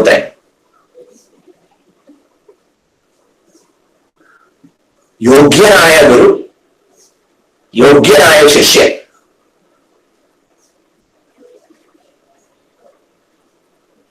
ശ്രീ രാമകൃഷ്ണ പരമഹംസര് നേർക്കോലി പോക്കാച്ചി തവളയെ ഒരുങ്ങിയ ദുർഗതിയെ കുറിച്ച് പറഞ്ഞിട്ടാണ് ഗുരുമാഹാത്മ്യവും ശിഷ്യമാഹാത്മ്യവും ഒക്കെ സൂചിപ്പിക്കുക. മൂർഖൻ പാമ്പ് തവളയെ പിടിച്ചു, നരേണ അവരേണ പ്രോക്തയേഷ കഠോപനിഷത്തിൽ പറയും. അവരനായ ഒരു നികൃഷ്ടനായ ഒരു വേണ്ടത്ര യോഗ്യതയില്ലാത്ത ഗുരുവാണ് പഠിപ്പിക്കുന്നതെങ്കിൽ തത്വജ്ഞാനനിഷ്ഠ സംഭവിക്കില്ല. ഇവിടെ അങ്ങനെയല്ല. തപോവൻ മഹാരാജിൽ നിന്ന് ചിന്മയാനന്ദ സ്വാമിജി ഭഗവത്ഗീത നേരിട്ട് പഠിക്കുകയുണ്ടായിട്ടില്ല. മാണ്ഡൂക്യ ഉപനിഷത്തും പഞ്ചദശിയും ഒക്കെയാണ് അധ്യയനം ചെയ്തത്. പക്ഷേ ആ അധ്യാപനം സമഗ്രമായിരുന്നു. തപോവൻ മഹാരാജിൽ നിന്നും പഠിച്ച സമയത്ത് കുറിച്ച നോട്ട് പുസ്തകങ്ങളൊക്കെ സൂക്ഷിക്കപ്പെട്ടിട്ടുണ്ട് ഗുരുദേവ് ചിന്മയാനന്ദ സ്വാമിജിയുടേത്. പഠനത്തിൽ പുലർത്തിയ അത്യുത്സാഹം അവിടെ പ്രകാശിതമാണ്.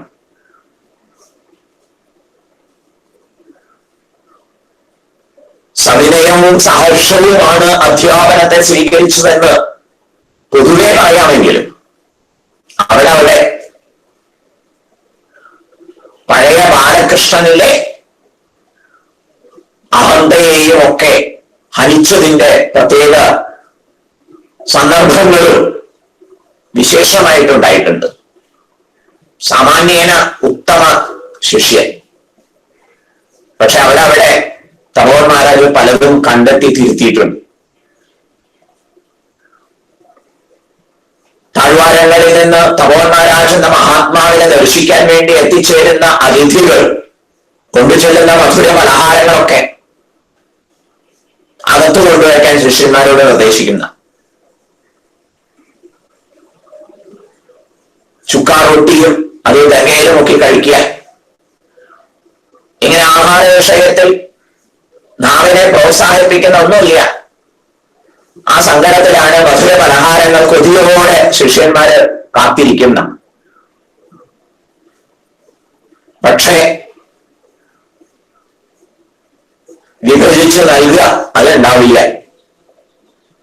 ഗുരുദേവ് ചിന്മയാനന്ദ സ്വാമിജി അതിനെ ചൂണ്ടിക്കാണിച്ചിട്ടുണ്ട്. ഇതൊക്കെ അകത്തിരുന്ന് ഗുരു ആഹരിക്കുകയാണോ എന്ന് സംശയിച്ചു പോയിണ്ടതെ. സംശയം നോക്കുമ്പോഴേക്കും ചിന്മയ അകത്ത് കൊണ്ടുവച്ചിട്ടുള്ള പലഹാരമൊക്കെ എടുത്തോണ്ട് വരും. ലഡു ഒക്കെ ഉണ്ടാവത്രേ വിഭവങ്ങൾ. അത് കേടുവെന്നാ തോന്നുന്നത്. ഗംഗയിൽ കൊണ്ടുപോയി കളഞ്ഞിട്ട് വരൂ. ഇങ്ങനെയുള്ള അധ്യാപനം ഗുരുദേവ് ചിന്മയാനന്ദ സ്വാമിജി ഗുരുഭൂതനായ തപോവൻ മഹാരാജിൽ നിന്ന് പിണങ്ങി ഇറങ്ങിപ്പോയ കഥയുണ്ട്. ശിവാൻജി മഹാരാജാണ് വീണ്ടും തിരിച്ചയച്ചത്. ഗുരു മഹാരാജന്റെ വസ്ത്രം അലക്കി അത് മടക്കി കൊണ്ടുവയ്ക്കാൻ നോക്കുന്ന സമയത്ത് അത് കീറിയിരിക്കണമല്ലോ, ശ്രദ്ധയില്ലാതെ ചെയ്തിട്ട. ഗുരുദേവ് ചിന്മയാനന്ദ സ്വാമിജി മറുപടി പറഞ്ഞത് എന്റെ കയ്യിൽ നിന്ന് പറ്റിയതല്ല, തെറ്റ് ചെയ്തെന്ന് മാത്രമല്ല മോനെ പറയണോ കള്ളൻ. ഇത് സഹിക്കാൻ അസാധ്യമായിരുന്നു. ഗുരുദേവ് ചിന്മയാനന്ദ സ്വാമിയിൽ ഉണ്ടായിരുന്ന ചെറിയൊരു ഈഗോ, അഹന്ത തലമുക്കീന ഇറങ്ങിപ്പോയി. ഇങ്ങനെ ഒരു ഗുരുവിന്റെ കീഴിലിരുന്ന് എനിക്ക് പഠിക്കണ്ട. ശിവാൻജി മഹാരാജാണ് അഹന്തയെ തിരുത്താനുള്ള ഇടപെടൽ നടത്തിയാണ്. അല്ലെങ്കിൽ ഇപ്പൊ കള്ളാന്നൊക്കെ വിളിച്ചപ്പോ എന്താ ഒരു അബദ്ധമുള്ളത്? ഈ പ്രപഞ്ചം ഉണ്ട് എന്ന് കരുതുന്നത് വിഡ്ഢിത്തല്ലേ, ഉണ്ടെന്ന് വ്യവഹരിക്കുന്നത് കള്ളത്തരല്ലേ, ഇതൊക്കെ ഒരു മായല്ലേ എന്നിങ്ങനെയൊന്ന് തിരിച്ചയച്ചു എന്ന്. ഇതുപോലെയുള്ള ഇടപെടലുകളൊക്കെ നടത്തി യോഗ്യനായ ശിഷ്യനെ വളർത്തിയ തപോവൻ മഹാരാജ് എന്തൊരു വലിയ ലോകോപകാരത്തെ ചെയ്തു.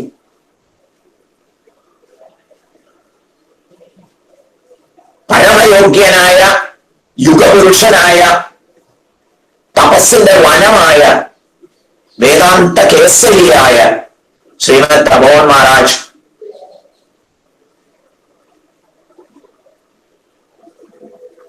പഠിപ്പിച്ച പാഠങ്ങളൊക്കെ ഉൾക്കൊണ്ട ചിന്മയാനന്ദ സ്വാമിജിക്ക് സനാതനധർമ്മം താഴ്വാരങ്ങളിലേക്ക് ഇറങ്ങിച്ചെന്ന് വ്യാപകമായി പ്രചരിപ്പിക്കണം, ലോകം മുഴുവൻ ഈ സന്ദേശം എത്തിക്കണം എന്ന ആവേശം തോന്നി. ഗുരു മഹാരാജിനോട് പ്രാർത്ഥിച്ചു. തപോവൻ മഹാരാജ് പറഞ്ഞു, വേണ്ട ചിന്മയ, വിടർന്നിരിക്കുന്ന പുഷ്പത്തിൽ തേൻ സ്വീകരിക്കാൻ വേണ്ടി ചിത്രശലഭങ്ങൾ പറന്നെത്തിക്കോളും, തേനീച്ചകൾ ഓടി എത്തിക്കോളും, കൊണ്ടുപോയി വിതരണം ചെയ്യണ്ട. തപോവൻ മഹാരാജ് അങ്ങനെ ഒരു നിഷ്ഠയാണ് പാലിച്ചു വന്നത്. മുറിയിൽ അണഞ്ഞവർക്ക് കാര്യം പറഞ്ഞു കൊടുക്കും. ഗൃഹസ്ഥന്മാരെ എഴുത്തുകളിലൂടെ അനുഗ്രഹിച്ചിട്ടുണ്ട്, ആവശ്യക്കാർക്ക് മാത്രം. വലിയ സംവാദങ്ങളിലൊക്കെ ഏർപ്പെടും, യുക്തിഭദ്രമായി കാര്യങ്ങൾ അവതരിപ്പിക്കുന്ന സംവാദങ്ങളിലൊക്കെ. പക്ഷേ ഇറങ്ങി വരുന്നതിനെ കുറിച്ച് ആ ഗുരുഭൂതൻ ഒരിക്കലും ആലോചിച്ചിട്ടില്ല. 32ാമത്തെ വയസ്സിൽ പുറപ്പെട്ടു പോയ ശേഷം തിരിച്ചു കേരളത്തിലേക്ക് വന്നിട്ടില്ല. ഋഷികേശ് കടന്നതിന് ശേഷം പിന്നീട് താഴേക്ക് വന്നിട്ടില്ല.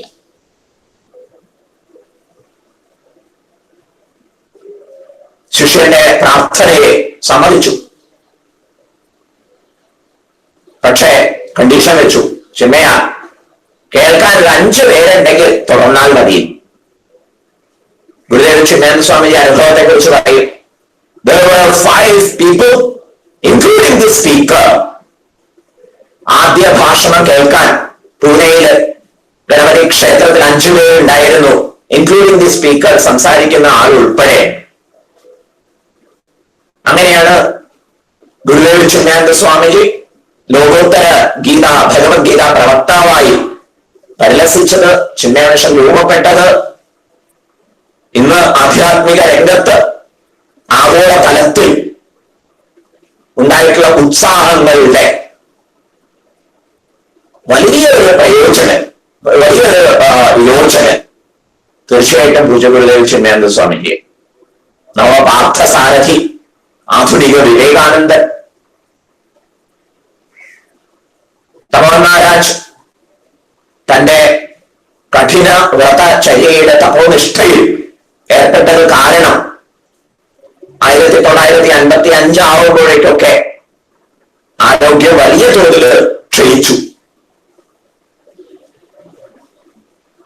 1957 മാഘമാസത്തിലെ പൗർണമി നാളിലാണ് തപോവൻ മഹാരാജന്റെ സമാധി, പാർത്ഥിവ ശരീരം വെടിഞ്ഞ സംഭവം ഉണ്ടായത്. ഇതിനിടയിൽ ലോക പ്രശസ്തനായി കൊണ്ടിരിക്കുന്ന ശ്രീമദ് ചിന്മയാനന്ദ സ്വാമികൾ, ഗുരുദേവ ചിന്മയാനന്ദ സ്വാമിജി പ്രഭാഷണ പരിപാടികളെ കുറിച്ചൊക്കെ ഗുരു മഹാരാജിന് വിവരറിയിക്കുകയും ഡൽഹിയിൽ വെച്ച് മാണ്ഡൂക്യ ഉപനിഷത്തിനെ കുറിച്ച് സവിസ്തരമുള്ള പ്രഭാഷണ യജ്ഞം നടക്കുന്നു. വിഷയം എഴുതിയ സമയത്ത് തപോവൻ മഹാരാജ് ഉപനിഷത്ത് പഠനം നടക്കട്ടെ, ഒപ്പം തന്നെ വിഷ്ണു സഹസ്രനാമ പാരായണം മുതലായ പരിപാടികളെ കുറിച്ച്, അർച്ചനയെ കുറിച്ചൊക്കെയുള്ള മാർഗദർശനം നൽകി. മാത്രവുമല്ല, പ്രഭാഷണം അക്കാലത്ത് പ്രശസ്തരായവരെ ശേഖരിച്ച് പുസ്തകമായിട്ട് ചിന്മയാൻഷൻ പ്രസിദ്ധീകരിച്ചു. ഈ പുസ്തകത്തിന്റെ കോപ്പി തപോവൻ മഹാരാജന് കിട്ടിയപ്പോ അഭിമാനത്തോടെ എന്റെ ചിന്മയൻ എഴുതിയതാ എന്ന് കൊണ്ടു നടക്കുമായിരുന്നു അത്രേ. ഗുരു മഹാരാജന്റെ അനാരോഗ്യ അവസ്ഥ കണ്ടറിഞ്ഞ് ഓടിയെത്തി ചിന്മയാനന്ദ സ്വാമിജി പ്രാർത്ഥിച്ചു, പ്രഭു ഡൽഹിയിലേക്ക് വരണം, ഓൾ ഇന്ത്യ മെഡിക്കൽ ഇൻസ്റ്റിറ്റ്യൂട്ടില് അവിടെ ചികിത്സ ആവാം. മഹോദരം പിടിപെട്ട് പ്രയാസപ്പെടുന്ന തപോവൻ മഹാരാജ് പക്ഷേ ഈ പ്രാർത്ഥന സ്വീകരിച്ചില്ല. ചിന്മയ, ഈ ഡൽഹിയിൽ ആരും മരിക്കില്ലേ എന്ന് മറുപടി ചോദിച്ചു. വേദാന്തം പറയാൻ എളുപ്പമാണ്, ജീവിക്കുക അതാ പ്രധാനം. നല്ല തിരക്കുള്ള ദിവസം കാലത്ത് നിന്നെ ഒരാള് കാണാൻ വന്നു എന്ന് കരുതുക. തിരക്കൊഴിഞ്ഞിട്ട് മതി എന്ന് പറഞ്ഞത് പ്രമാണിച്ചു അദ്ദേഹത്തോട് മാറിയിരിക്കാൻ പറഞ്ഞു. മറ്റുള്ളവരെയൊക്കെ നീ അഡ്രസ് ചെയ്തു, അഭിസംബോധന ചെയ്തു. അവസാനത്തെ ആളും കണ്ടു പിരിഞ്ഞ ശേഷം ചിന്മയ വാതിലടയ്ക്കാൻ നോക്കുമ്പോ കാലത്ത് വന്ന ആള് എന്തി നോക്കില്ലേ? അയാൾക്കൊരു അഭിമുഖം നൽകണ്ടേ? ഇതുപോലെയാണ് നമ്മുടെ ജീവിതം. ജനിച്ച അന്ന് തൊട്ട് കാത്തിരിക്കുന്ന ഒരു കൂട്ടുകാരനുണ്ട്. ആ കൂട്ടുകാരനെ ഒരിക്കലും മീറ്റ് ചെയ്യുക വേണം. തപോവൻ മഹാരാജ് എവിടേക്കും പോകാൻ തയ്യാറായില്ല. അവിടെ ഉത്തരകാശിയില് ഗംഗാ നദിയുടെ പ്രവാഹ മന്ത്രധ്വനി കേട്ട് ഞാൻ ശരീരം ഉപേക്ഷിക്കട്ടെ എന്ന ദൃഢനിശ്ചയം വ്യക്തമാക്കി. മനസ്സിലാ മനസ്സോടെയാണ് പൂജ്യ ഗുരുദേവ് ചിന്മയാനന്ദ സ്വാമിജി തിരിച്ചുപോയത്. പിന്നീട് സമാധി വാർത്തയാണ് സ്വാമിജിയെ തേടിയെത്തിയത്.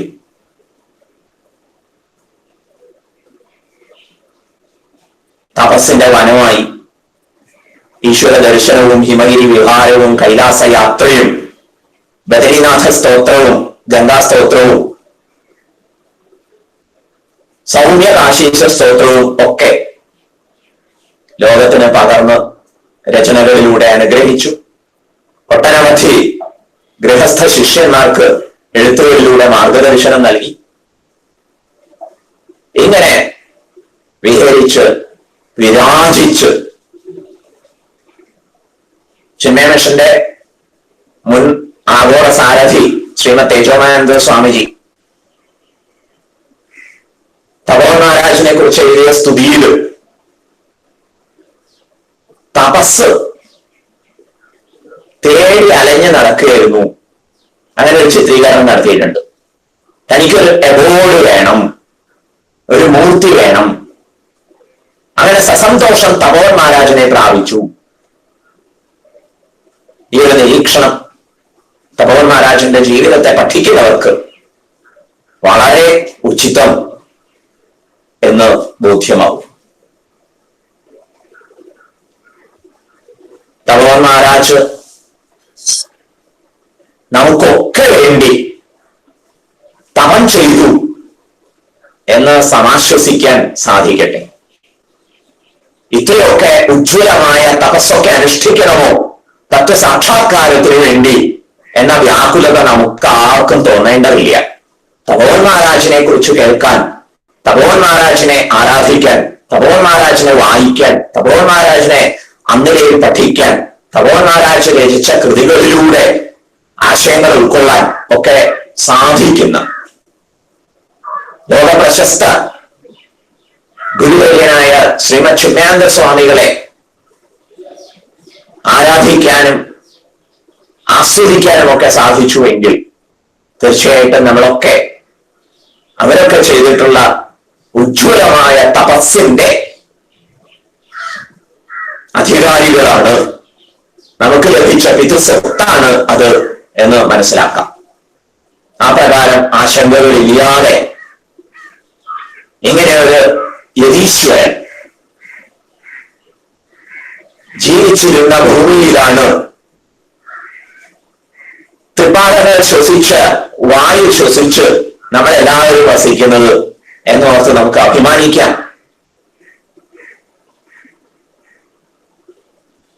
ആ ഗുരുപാദങ്ങളെ അനുസ്മരിച്ച് കൃതാർത്ഥരാകാം. സാധനാ പാതയിൽ ഗുരു നിർദ്ദേശം അനുസരിച്ച് ഗൃഹസ്ഥാശ്രമികൾക്കൊക്കെ വേണ്ട നിർദ്ദേശങ്ങൾ നൽകിയിട്ടുണ്ട്. അതൊക്കെ ആശ്രയിച്ച് ജീവിക്കാം. പരമേശ്വരൻ സകല ഭൂതജാലങ്ങളെയും ആസക്തിയാവുന്ന നൂല് കൊണ്ടാണ് ബന്ധിച്ചിരിക്കുന്നത്. അത് അതിക്രമിക്കുകയാണ് വേണ്ടത്. അനാസക്തരാവാൻ ഉത്സാഹിക്കണം, മായയെ ജയിക്കാൻ ഉദ്യമിക്കണം. ചന്ദ്രൻ ഉദിച്ചു വീഴുമ്പോൾ വേലിയേറ്റം ഉണ്ടാകും പ്രകാരമാണ് നമ്മിലെ വൈകാരികമായ ആവേശങ്ങളൊക്കെ ഉണരുക. അത് നിയന്ത്രിക്കാൻ കഴിയുന്നവനാണ് ധീരൻ. അത്തരത്തിലുള്ള ധീരത നേടിയെടുക്കാൻ ഉദ്യമിക്കൂ എന്നിങ്ങനെയൊക്കെ സ്വാമി തൃപ്പാദങ്ങൾ നൽകിയ സാന്ത്വനോപദേശങ്ങളൊക്കെ നമുക്ക് ഉൾക്കൊള്ളാനും പ്രായോഗിക ജീവിതത്തിൽ പരിശീലിക്കാനും ഒക്കെ സാധിക്കട്ടെ എന്ന് ആശംസിച്ചുകൊണ്ട് സംഭവിച്ച തപോവൻ മഹാരാജിനെ കുറിച്ച്, ഗുരു മഹാരാജിനെ കുറിച്ച് സംസാരിക്കാൻ അവസരം ഒരുക്കിയ സ്വാമിയാർ മഠത്തിലെ ഭാരവാഹികളോട് കൃതജ്ഞത പ്രകാശിപ്പിച്ചുകൊണ്ടും ഇത് ശ്രവിച്ച ശ്രമിക്കാനിരിക്കുന്ന എല്ലാ സാധകർക്കും ശുഭാശംസകൾ നേർന്നുകൊണ്ടും സകലരിലെയും ഗുരു ആരാധന ഉത്സാഹത്തെ നമിച്ചുകൊണ്ടും ശ്രദ്ധയെ ആദരിച്ചുകൊണ്ടും സർവരിലും പ്രകാശിക്കുന്ന വാസുദേവ മഹത്വത്തിനു മുമ്പിൽ സാദര പ്രണാമങ്ങൾ അർപ്പിച്ചുകൊണ്ടും ഉപസംഹരിക്കുന്നു. ഹരിയോ. ഓം നമോ ഭഗവതേ വാസുദേവായ. ഓം ശ്രീകൃഷ്ണായ പരബ്രഹ്മണേ നമഃ. ഇത്രയും സമയം ലോകാരാധ്യനായ തപോവന സ്വാമിജിയുടെ കൂടെ കൈപിടിച്ചുകൊണ്ട് നമ്മളെ കൊണ്ടു നടത്തി ഹിമാലയത്തിന് മഹനീയമായ സാനുക്കളിൽ എത്തിച്ച് നമ്മുടെ ലക്ഷ്യത്തെ സാക്ഷാത്കരിച്ച് തന്ന അധ്യാത്മാനന്ദ സരസ്വതി സ്വാമിജിയുടെ പാദങ്ങളിൽ സാഷ്ടാംഗം പ്രണാമം അർപ്പിച്ചുകൊണ്ട് ഇന്ന് ഇത്രയും സമയം നമ്മൾക്ക് വേണ്ടി ചിലവഴിച്ച് ഈ നമ്മുടെ ഈ നമ്മുടെ ഈ സത്രവേദിയെ ധന്യമാക്കിയ സ്വാമിജിയുടെ പാദങ്ങളിൽ നമസ്കാരങ്ങൾ അർപ്പിച്ചുകൊണ്ട് വിരമിക്കട്ടെ. നന്ദി, നമസ്കാരം.